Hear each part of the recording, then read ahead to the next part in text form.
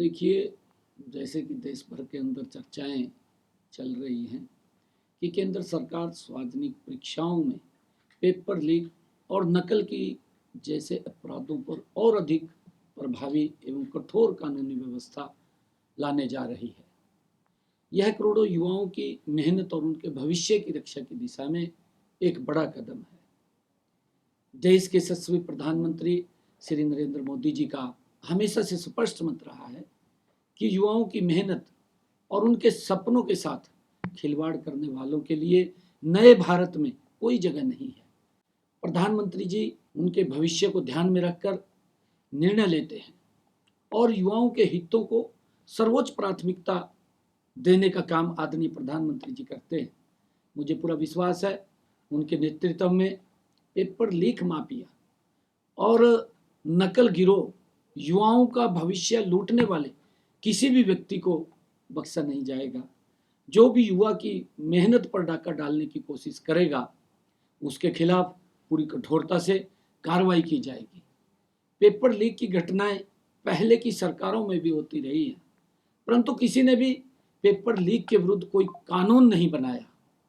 कांग्रेस के समय में, क्योंकि राजीव गांधी की सरकार के समय 1986 में इस विषय पर केवल चर्चा हुई, लेकिन कानून तब भी नहीं बना। सरकार ने इसे नहीं बनाया। 2024 में देश के यशस्वी प्रधानमंत्री आदरणीय नरेंद्र मोदी जी के नेतृत्व में इस विषय पर कानून बनाया, जिसको अब और भी मजबूत बनाया जा रहा है। हरियाणा में भी हमारी सरकार ने पहले ही बिना पर्ची बिना खर्ची के संकल्प को धरातल पर उतारा, पारदर्शी और मेरिट आधारित भर्ती व्यवस्था स्थापित की है। यदि केंद्र सरकार इस दिशा में और सख्त कानूनी कदम उठाती है तो निश्चित रूप से पूरे देश के युवाओं का परीक्षा व्यवस्था पर विश्वास और मजबूत होगा। मुझे पूरा विश्वास है कि प्रधानमंत्री श्री नरेंद्र मोदी जी के नेतृत्व में युवाओं के हित सर्वोपरि रहेंगे और उनकी मेहनत के साथ खिलवाड़ करने वालों के खिलाफ हर आवश्यक कदम उठाया जाएगा।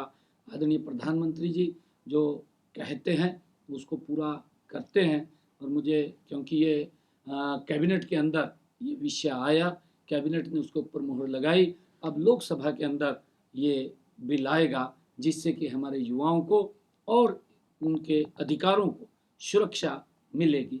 प्रधानमंत्री जी जो बिल लेकर के आएंगे। देखिए, कांग्रेस हमेशा से इस प्रकार की राजनीति करती है जिससे देश कमजोर है। मैं बराबर बोलता रहा, समय समय के ऊपर मैंने इस बात को बोला है कि कांग्रेस चाहे वो सत्ता में रही है, सत्ता में रहती है तो लूटने का काम करती है और जब सत्ता से बाहर होती है तो झूठ बोलने का काम करती है।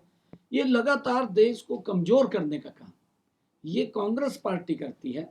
दूसरे के ऊपर आरोप लगाते हैं। जो इसके इंडी गठबंधन के लोग हैं वो भी इसी प्रकार के हैं, क्योंकि जब उनका मुखिया इस प्रकार का है तो चेले चपाटे तो फिर उसी प्रकार की बातें करेंगे।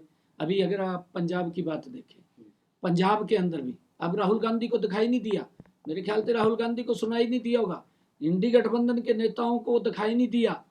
यहाँ पर सिसोदिया ने कहा पंजाब के अंदर कि अगर हमारे यहाँ पेपर लीक होता है मैं उसी दिन अपने शिक्षा मंत्री का इस्तीफा ले लूंगा। 2 रोज पहले फार्मेसी का पेपर लीक हुआ है, ना तो केजरीवाल को दिखा भी पेपर लीक हो गया, बच्चे सड़कों पर आए। मैं तो ये बात बोलता हूं, और ना ही मान साहब को दिख रहा। ये एक कहावत है हमारे यहाँ कि हाथी के दांत खाने के और दिखाने के और। ये स्थिति ये कांग्रेस और इंडी गठबंधन के लोगों की है। ये दूसरे के ऊपर उंगली उठाते हैं परंतु अपने आप भ्रष्टाचार में लिप्त रहते हैं। ये देश इनको माफ नहीं करेगा, देश देख रहा है। परंतु आदरणीय प्रधानमंत्री जी जो बात बोलते हैं वो पत्थर पर लकीर होती है। अब युवाओं के भविष्यों को सुरक्षित करने का काम ये आदरणीय प्रधानमंत्री नरेंद्र मोदी जी करेंगे।